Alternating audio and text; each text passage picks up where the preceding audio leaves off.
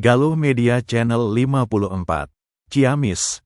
Ada 4 faktor yang membuat pasangan calon bupati dan wakil bupati Ciamis, Dr. H. Herdiat Sunaria, Hayana Deputra, HY, menang fenomenal dengan 89,14%, sementara kotak kosong hanya 10,86%. Versi Quick Count. Hitung cepat. Lingkaran Survei Indonesia, LSI, Denija setelah data masuk 100% dengan plus minus 1%. Hal itu disampaikan Direktur Eksekutif Citra Komunikasi LSI Denija, Toto Izul Fatah dalam rilisnya, Jumat, tanggal 29 November tahun 2024. Insya Allah, hasil quick count kita akan kurang lebih sama dengan hasil KPU dalam margin of error 1%. Ini sudah dibuktikan LSI Denija melakukan ratusan kali quick count. Hasilnya, alhamdulillah tak pernah meleset, kata Toto seraya mengakui, tetap saja hasil resminya masih harus menunggu KPU melakukan pleno penghitungan suara final. Terkait 4 faktor yang menentukan HY menang fenomenal, adalah figur personal baik Herdiat dan Yana yang sudah cukup kuat, baik tingkat pengenalannya maupun tingkat kesukaannya. Toto mencontohkan, tingkat pengenalan Herdiat 96,8% yang berbanding lurus dengan tingkat kesukaan 93,0%. Sehingga wajar, jika kedua modal tersebut menjadikan elektabilitas Herdiat sangat tinggi seperti terpotret dalam survei sebulan sebelumnya dengan 85,8%. Sementara kotak kosong hanya 11,6% dan swing voter sebesar 2,9%. Modal pengenalan, kesukaan dan elektabilitas yang tinggi ini bisa jadi karena posisi Herdiat sebagai incumbent.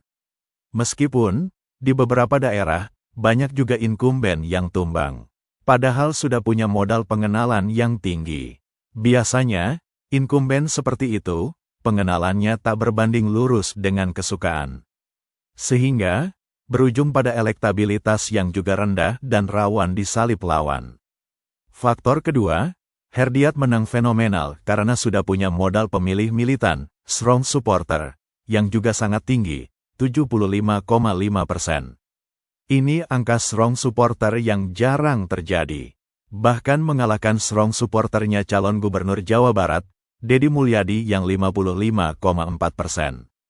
Kalau merujuk pada hasil survei sebelumnya, tepatnya pada akhir Oktober tahun 2024, potensi kemenangan fenomenal itu sudah terbaca.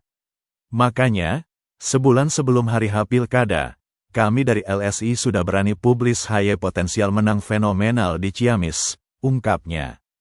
Menurutnya, hasil survei LSI sebulan sebelumnya memang tak jauh beda dengan hasil quick count. Meskipun, ada penurunan 1% pada kotak kosong, dan kenaikan 4% lebih pada HY. Faktor ketiga, lanjut Toto, adalah dukungan merata di aneka segmen demografis baik gender, suku, agama, tingkat penghasilan, pendidikan, usia, pemilih partai dan ormas. Termasuk, sudah cukup kokoh di seluruh dapil dan kecamatan. Mungkin ini juga yang akhirnya tergambarkan dalam tingkat kepuasan publik yang sangat tinggi kepada Herdiat sebagai incumbent, katanya. Ada 85,7% publik yang mengaku sangat puas dan cukup puas terhadap kinerja bupati dan wakil bupati.